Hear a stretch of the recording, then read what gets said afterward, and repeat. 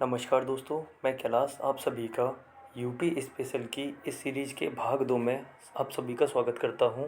ये सीरीज़ उत्तर प्रदेश की पीसीएस परीक्षा, लेखपाल परीक्षा, पुलिस, बीडीओ, समीक्षा अधिकारी एवं अन्य भर्ती परीक्षाओं के लिए समान रूप से उपयोगी रहने वाली सीरीज़ है।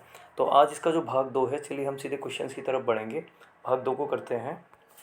देखिए, उत्तर प्रदेश में माध्यमिक शिक्षा निदेशालय का गठन कब और कहाँ हुआ?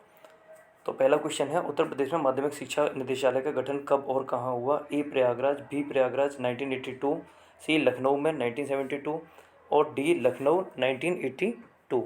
तो आप बताएंगे इनमें से क्या आंसर हो जाएगा? डेफिनेटली इसका आंसर क्या हो जाएगा? ए प्रयागराज 1972। उत्तर प्रदेश में माध्यमिक शिक्षा निदेशालय का गठन प्रयागराज में 1972 में हुआ। चलिए अगला क्वेश्चन देखते हैं। निम्नलिखित में से गंगा नदी को किन नामों से जाना जाता है? तो आप जानते हैं गंगा जो कि एक धार्मिक नदी है, इसे किस नामों से भी जाना जाता है? सरस्वती, जाह्नवी और पद्मा, ये तीनों ही गंगा की सहायक नदियाँ हैं, या फिर हम कहेंगे इन तीनों ही नामों से गंगा को जाना जाता है। तीनों का विलय गंगा में हो जाता है। आंसर हो जाएगा डी। बढ़ते हैं अगले क्वेश्चन की तरफ। निम्नलिखित में से गंगा के दाईं ओर से मिलने वाली नदियाँ कौन सी हैं? तो आप जानते हैं गंगा जो गंगोत्री हिमनद से निकलती है, ये वहाँ इसे भागीरथी नाम से जाना जाता है। और एक और नदी है जो सतोपद हिमनद से निकलती है और इसे अलकनंदा के नाम से जाना जाता है। ये हरिद्वार में मिलने के बाद आगे बढ़ती है और बाद में गंगा नाम से जानी जाती है। तो गंगा की जो इस पर सहायक नदियाँ हैं, तो हम देखेंगे दाईं ओर से मिलने वाली सहायक नदियाँ कौन सी हैं। तीसरे क्वेश्चन में आप देखेंगे ए रामगंगा, बी गोमती और सी घाघरा, ये तीनों ही नदियाँ हैं, ये तीनों ही नदियाँ बाईं ओर से मिलती हैं। तो हमारा आंसर क्या हो जाएगा? डी, इनमें से कोई नहीं। ये तीनों ही नदियाँ किस दिशा से मिलती हैं? ये तीनों ही नदियाँ बाईं ओर से मिलती हैं। चलिए बढ़ते हैं अगले क्वेश्चन की तरफ। चंबल के बारे में निम्नलिखित में से कौन सा कथन सत्य है? इसका उद्गम जानापाव की पहाड़ियों से होता है। यह वर्षा ऋतु में आकस्मिक बाढ़ों से काफ़ी जनधन की हानि करती है। दो ऑप्शन है आप लोगों के सामने, देखिए इनमें से कौन कौन से ऑप्शन ठीक है। केवल एक, केवल दो, दोनों, एक और दो, या फिर ना ही एक ना ही दो। तो इसका आंसर क्या हो जाएगा देखते हैं। चौथा क्वेश्चन जो है आप लोगों के सामने, चंबल नदी का जो उद्गम है जानापाव की पहाड़ियों से है, बिल्कुल ठीक। और इसके अलावा यह वर्षा ऋतु में आकस्मिक बाढ़ों से काफ़ी जनधन की हानि करती है। इस प्रकार हम देखते हैं दोनों ही ऑप्शन जो होंगे हमारे ठीक हो जाते हैं। तो आंसर क्या हो जाएगा? इसका आंसर हो जाएगा सी। बढ़ते हैं अगले क्वेश्चन की तरफ। उत्तर प्रदेश की किस क्षेत्रों में कुओं द्वारा सर्वाधिक सिंचाई की जाती है? गंगा गंडक के मध्यवर्ती क्षेत्रों में, पश्चिमी उत्तर प्रदेश में, बुंदेलखंड क्षेत्र में, या रोहिलखंड क्षेत्र में? चार ऑप्शन है आप लोगों के सामने। देखेंगे उत्तर प्रदेश की किस क्षेत्रों में कुओं द्वारा सर्वाधिक सिंचाई की जाती है? तो इसका आंसर हो जाएगा ए, गंगा गंडक के मध्यवर्ती क्षेत्रों में। जो गंगा गंडक का मध्यवर्ती क्षेत्र है, इसमें गोंडा, बहराइच, बस्ती और अयोध्या वाले क्षेत्र शामिल हैं। तो इसमें ध्यान देंगे, गोंडा, बहराइच, बस्ती और अयोध्या ये वाले क्षेत्र शामिल हो जाते हैं। बढ़ते हैं अगले क्वेश्चन की तरफ। उत्तर प्रदेश में सिंचाई हेतु पहला कार्यालय अंग्रेजों ने किस जिले में खोला? तो उत्तर प्रदेश में सिंचाई हेतु अंग्रेजों द्वारा जो खोला गया पहला कार्यालय था, ये कहाँ खोला गया?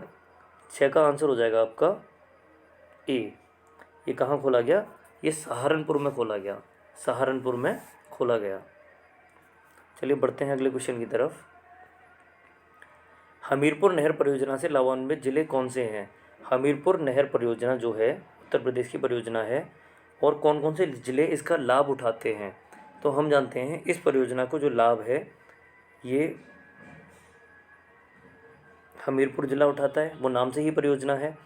इसके अलावा जालौन ज़िला भी इससे फ़ायदा उठाता है, महोबा इससे फ़ायदा नहीं उठाता।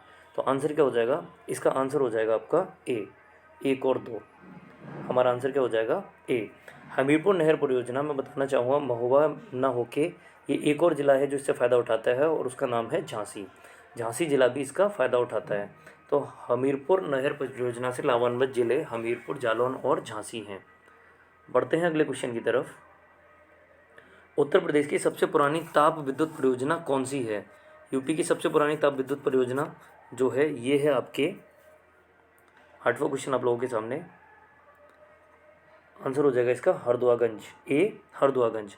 और ये कहाँ है? इसकी स्थापना 1942 में की गई, और कहाँ? अलीगढ़ के पास। हरदुआगंज जो है अलीगढ़ के पास स्थित है।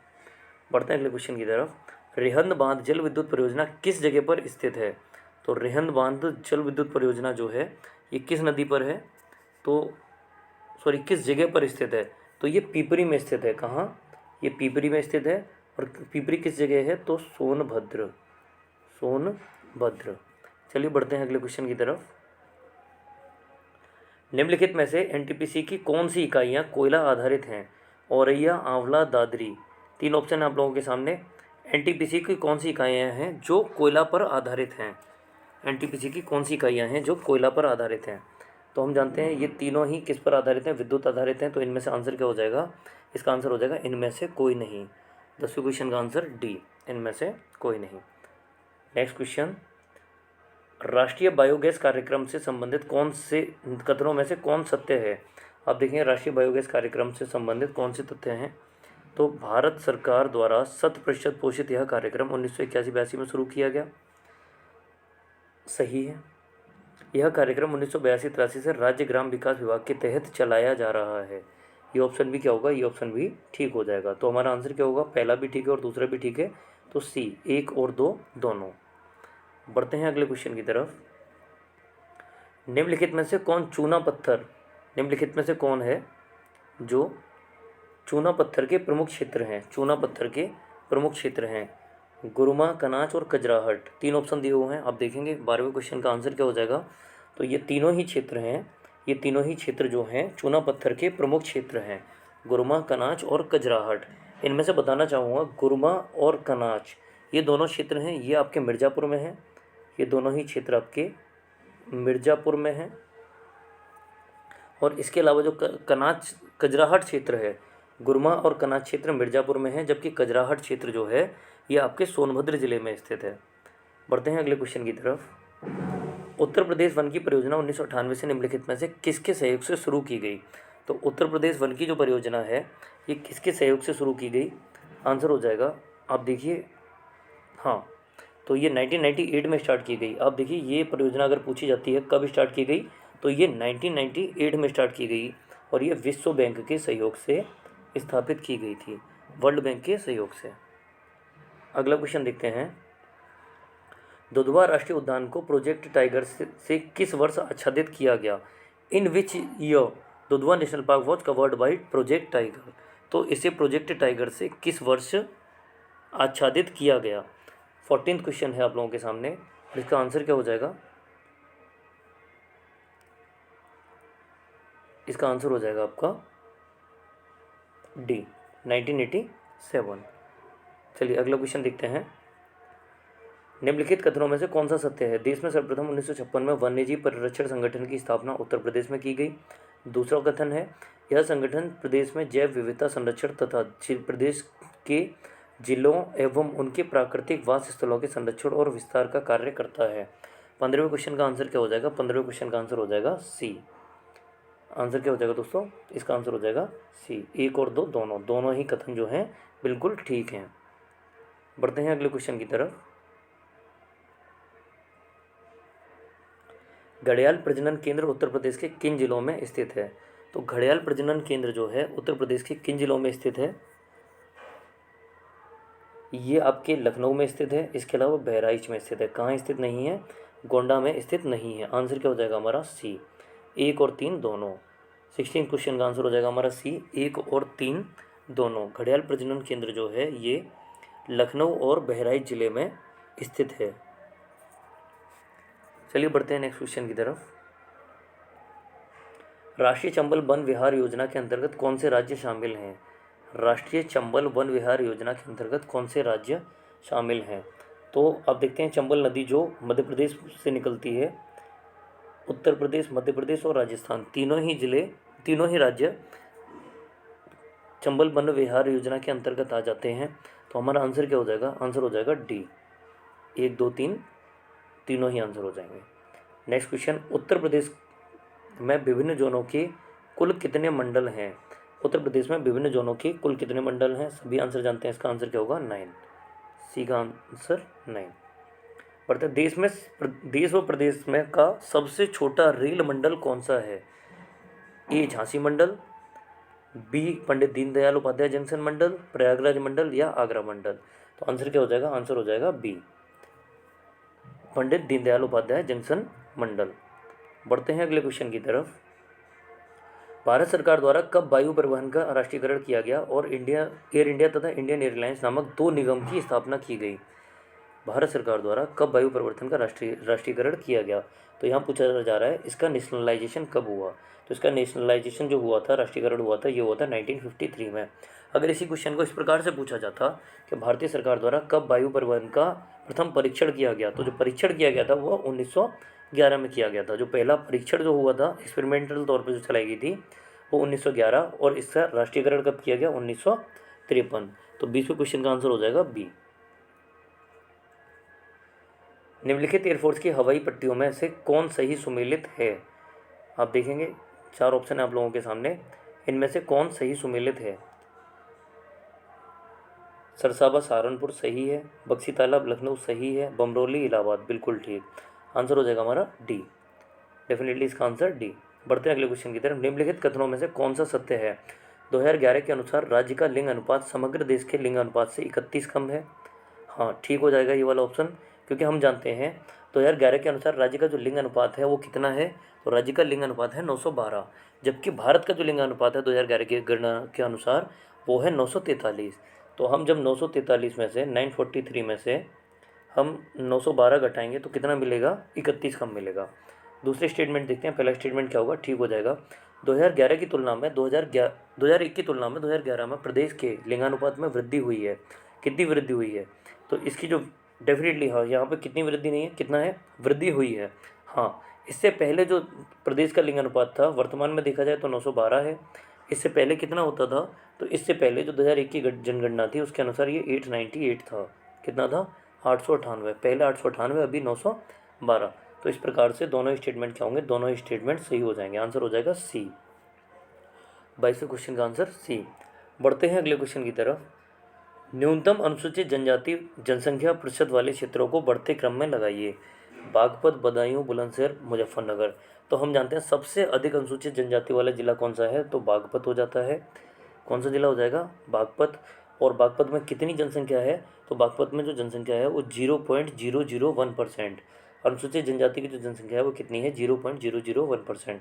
तो इसके अनुसार आंसर क्या हो जाएगा, ए। ये बिल्कुल ठीक दिया हुआ क्रम है, आंसर क्या हो जाएगा आपका ए। बढ़ते हैं अगले क्वेश्चन की तरफ।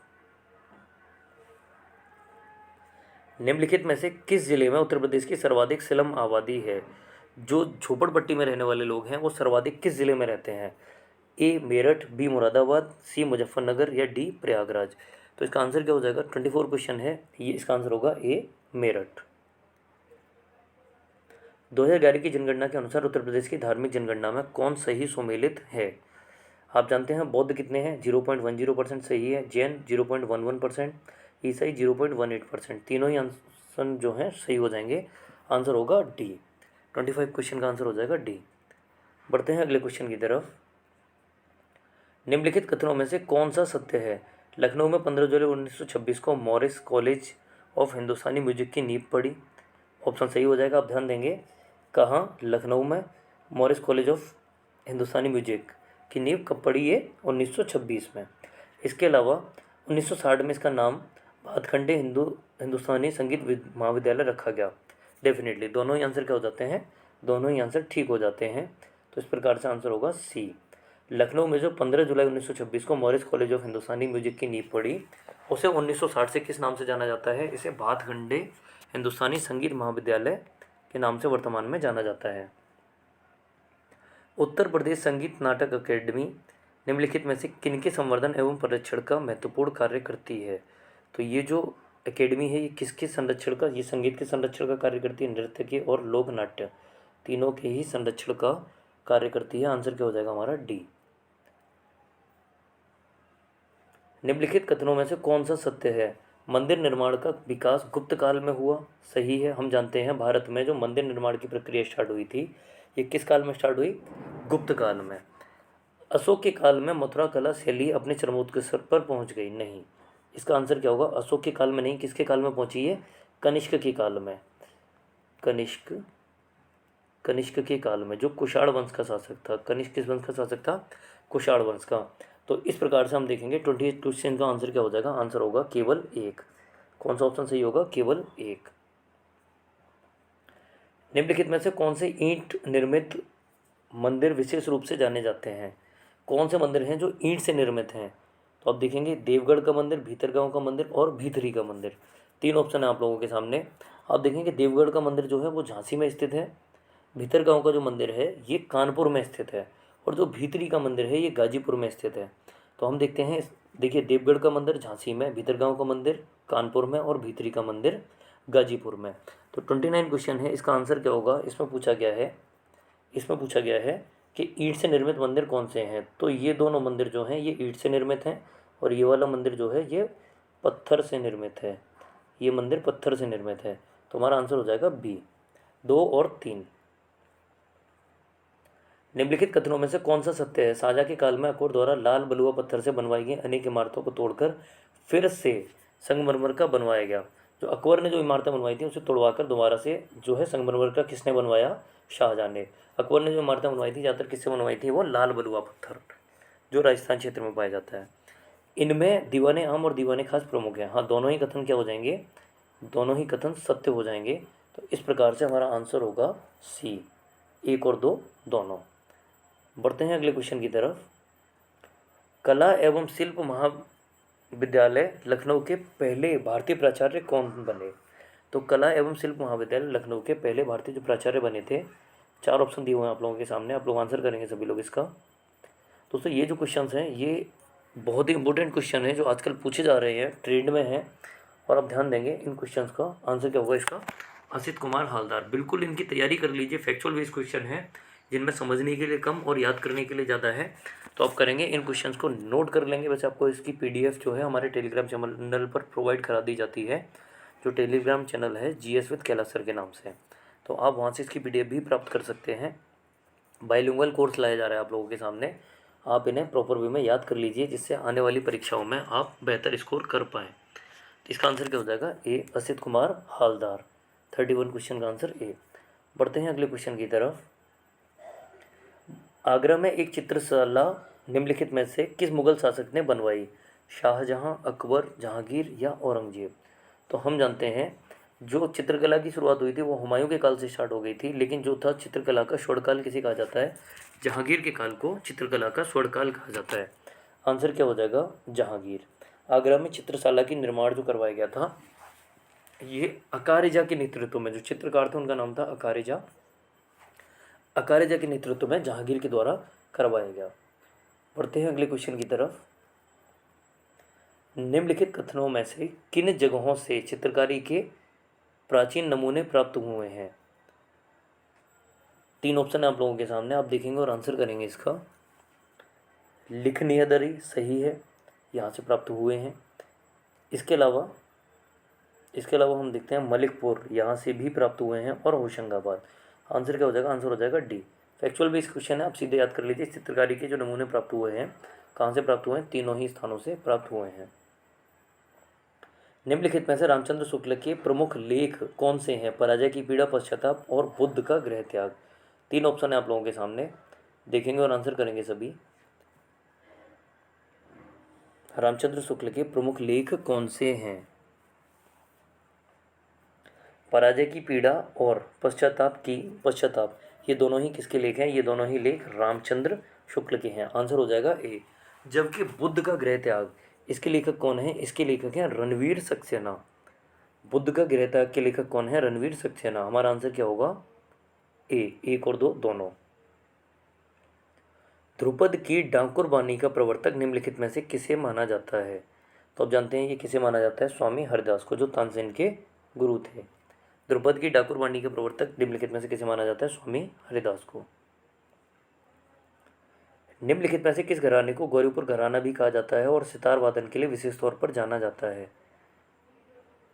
कुछ संगीत से संबंधित घराने होते हैं, किस घराने को गौरीपुर घराना के नाम से भी जाना जाता है? आंसर हो जाएगा इटावा घराना। आंसर क्या हो जाएगा? इटावा घराना। चलिए बढ़ते हैं अगले क्वेश्चन की तरफ। निम्नलिखित में से उत्तर प्रदेश के लोकगीत कौन से हैं? तो यूपी के जो लोकगीत हैं, फोक सॉन्ग्स कहे जाते हैं, फोक म्यूजिक जो होता है, कजरी और बिरहा दोनों ही लोक संगीत हैं। जबकि जो राई है ये क्या है, ये है आपका लोक नृत्य। राई क्या है, लोक नृत्य। तो इस प्रकार से हमारा आंसर क्या हो जाएगा, 37 क्वेश्चन का आंसर हो जाएगा ए। कजरी और बिरहा दोनों ही लोकगीत हैं जो क्वेश्चन में पूछे गए हैं। राई क्या है, एक लोक नृत्य जो यूपी का है। निम्नलिखित में सर्वाधिक मेले मथुरा के बाद कहाँ लगते हैं। हम जानते हैं सर्वाधिक मेले कहाँ लगते हैं, मथुरा में। कितने मेले लगते हैं मथुरा में, तो मथुरा में वर्ष में 86 मेले लगते हैं। मथुरा में वर्ष में 86 मेले लगते हैं। मथुरा के बाद किस जगह लगते हैं, कानपुर में। और कानपुर में कितने मेले लगते हैं, तो कानपुर में 80 मेले लगते हैं। कानपुर में जो मेले लगते हैं, मथुरा के बाद किसका स्थान आता है, कानपुर का, और इसमें 80 मेले लगते हैं। निम्नलिखित महोत्सव में से कौन सही सुमेलित है। देखेंगे इनमें से कौन सा सही सुमेलित है। राम बारात उत्सव अयोध्या में न होकर ये कहाँ होता है, राम बारात उत्सव जो है ये अयोध्या में न होकर कहाँ का फेमस है, ये आगरा। आगरा। इसके अलावा ताज महोत्सव जो है 18 से 28 फरवरी को लगता है आगरा में, ठीक हो जाएगा ये। इसके अलावा त्रिवेणी महोत्सव प्रयागराज, ये भी ठीक हो जाएगा। तो इस प्रकार से हम देखेंगे हमारा आंसर क्या हो जाएगा। इस प्रकार से आंसर हो जाएगा आपका 2 और 3 दोनों ठीक थे, आंसर बी। आंसर क्या हो जाएगा हमारा 39 क्वेश्चन का आंसर हो जाएगा बी। राम बारात उत्सव है ये आगरा का फेमस है। चलिए, आधुनिक शास्त्रीय हिंदी रंगमंच का जनक किसे माना जाता है। तो आधुनिक शास्त्रीय हिंदी रंगमंच का जो जनक माना जाता है ये किसे माना जाता है, ऑप्शन हो जाएगा बी, भारतेंदु हरिश्चंद्र। भारतेंदु हरिश्चंद्र को इसका जनक माना जाता है। उत्तर प्रदेश में पर्यटन विभाग व पर्यटन निदेशालय कब से सक्रिय हैं। दो अलग अलग क्वेश्चन हैं, क्रमशः करके आंसर दे रखा है, रेस्पेक्टिवली यूज किया गया है वर्ड को। तो अब देखें उत्तर प्रदेश में पर्यटन विभाग की स्थापना कब हुई और उत्तर प्रदेश में पर्यटन निदेशालय की स्थापना कब होती है, यानी ये कब से सक्रिय हैं। तो 41 क्वेश्चन आप लोगों के सामने, आंसर क्या हो जाएगा ए, पर्यटन विभाग 1956 और पर्यटन निदेशालय 1972। बढ़ते हैं अगले क्वेश्चन की तरफ। पर्यटन को उद्योग का दर्जा कब दिया गया। तो पर्यटन को जो उद्योग का दर्जा दिया गया ये कब दिया गया, ये दर्जा दिया गया 1998 में, 1998 में। निम्नलिखित में से कौन सी योजना पर्यटन विभाग द्वारा चलाई गई। पर्यटन विभाग के द्वारा कौन सी योजना चलाई गई। आप देख रहे हैं पर्यटन के क्वेश्चन हैं जो लगातार पूछे जा रहे हैं। तो ये 3-4 क्वेश्चन आप लोग नोट कर लेंगे कॉपी में। जो फैक्चुअल बेस होते हैं आप इन फैक्ट्स को अपनी कॉपी में नोट कर लीजिए, ज़्यादा से ज़्यादा आप इन्हें देखेंगे तो आपको याद हो जाएंगे। 43 क्वेश्चन, निम्नलिखित में से कौन सी योजना पर्यटन विभाग के द्वारा चलाई गई। तो incredible India bed and breakfast योजना, बिल्कुल ठीक है ये। डिस्कवर रूट योजना, ये दोनों ही योजना किसके द्वारा चलाई गई, डिस्कवर रूट योजना, ये दोनों ही पर्यटन विभाग के द्वारा चलाई गई। आंसर हो जाएगा सी। बढ़ते हैं अगले क्वेश्चन की तरफ। उत्तर प्रदेश के किस स्थान से अलाउद्दीन खिलजी ने 1296 में अपना देवगिरी अभियान संपन्न किया। हम जानते हैं खिलजी वंश का शासक था अलाउद्दीन खिलजी। इसकी स्थापना जलालुद्दीन खिलजी के द्वारा की गई 1290 में। इससे पहले जो वंश था दिल्ली सल्तनत का, ये दूसरा वंश था, इससे पहले गुलाम वंश था। तो जलालुद्दीन खिलजी ने शमसुद्दीन कैमूर्स नामक आखिरी गुलाम शासक की हत्या कर दी और खिलजी वंश की स्थापना की। ये जलालुद्दीन खिलजी का भतीजा और दामाद था अलाउद्दीन खिलजी, जिसने 1296 में ये शासक बन जाता है अपने चाचा की हत्या करके, जलालुद्दीन खिलजी की हत्या करके। इसने अपना देवगिरी अभियान संपन्न किया कहाँ से, तो ये जो था कड़ा जो इलाहाबाद के पास में स्थित है। चलिए बढ़ते हैं अगले क्वेश्चन की तरफ। इसका आंसर क्या हो जाएगा, इसका आंसर हो जाएगा ए।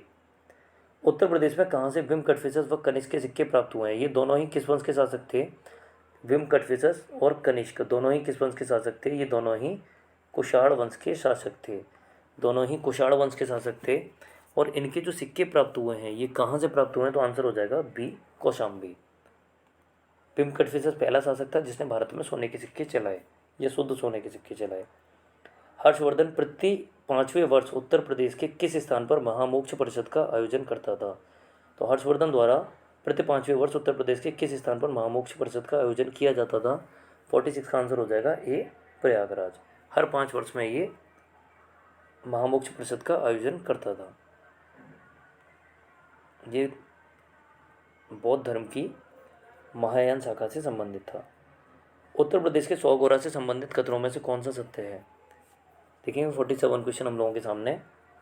100 गोरा गोरखपुर जिले में स्थित है, सही क्या होगा इसका आंसर, ये ठीक हो जाएगा। यहाँ से मौर्योत्तर युग के संबंधित अवशेष प्राप्त हुए हैं।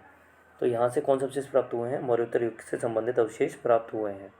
तो डेफिनेटली दोनों ही आंसर क्या हो जाएंगे हमारे? ठीक। तो आंसर होगा सी, 1 और 2 दोनों। बढ़ते हैं अगले क्वेश्चन की तरफ।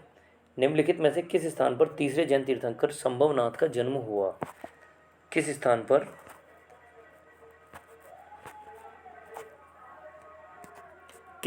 पर तीसरे जैन तीर्थंकर संभवनाथ का जन्म हुआ? तो आंसर क्या हो जाएगा दोस्तों? इनका जो जन्म हुआ था, ये तीसरे तीर्थंकर हैं। हम जानते हैं पहले तीर्थंकर ऋषभदेव थे और आखिरी तीर्थंकर यानी 24वें तीर्थंकर जो थे वो कौन थे? महावीर स्वामी। यहाँ तीसरे तीर्थंकर के जन्म स्थान का नाम पूछा गया है और यह आंसर हो जाएगा बी, श्रावस्ती। इनका जो जन्म हुआ था बी, श्रावस्ती में हुआ था। निम्नलिखित में से कौन सा स्थान चित्रकूट से संबंधित है? जब भगवान राम को वनवास दिया गया था तब चित्रकूट में रुके थे वो। तो इनमें से कौन सा स्थान चित्रकूट से संबंधित है? यह चित्रकूट में स्थित है। तो हम देखते हैं हनुमान धारा चित्रकूट में स्थित है, सती अनसुईया का आश्रम चित्रकूट में स्थित है और महर्षि अत्रि का आश्रम भी चित्रकूट में स्थित है। तो आंसर क्या हो जाएगा? इसका आंसर हो जाएगा डी, 49 का आंसर हो जाएगा डी। बढ़ते हैं आज के आखिरी क्वेश्चन की तरफ। आज की सीरीज में कुल 50 क्वेश्चन लाए गए आप लोगों के सामने। निम्नलिखित में से कुशीनगर से संबंधित कौन सा कथन सत्य है? महाजनपद काल में यह मल्ल गणराज्य की राजधानी था। सही है। भगवान बुद्ध का महापरिनिर्वाण यही हुआ, कुशीनगर में ही इनका महापरिनिर्वाण हुआ था, भगवान बुद्ध का। तो इस प्रकार हम देखते हैं दोनों ही ऑप्शन क्या हो जाएंगे? दोनों ही ऑप्शन ठीक हो जाएंगे। तो आंसर होगा हमारा सी। चलिए दोस्तों, जिसने अभी तक चैनल को लाइक या सब्सक्राइब नहीं किया है, वीडियो को लाइक कर दीजिए और चैनल को सब्सक्राइब कर लीजिए और एक बार इसे शेयर कर दीजिए जिससे अधिक लोग इससे जुड़ पाएँ। ऐसे ही आपके लिए जो सीरीज़ लाई जा रही है, ये सीरीज़ ऐसे ही कंटिन्यू की जाएगी। आप लोगों का रिस्पॉन्स डिपेंड करेगा कि आप इस सीरीज़ को कैसा पसंद करते हैं और आपको जो भी चीज़ें लगें आप कमेंट करके हमें बता सकते हैं, जिन पर आगे से वर्कआउट किया जाएगा, काम किया जाएगा।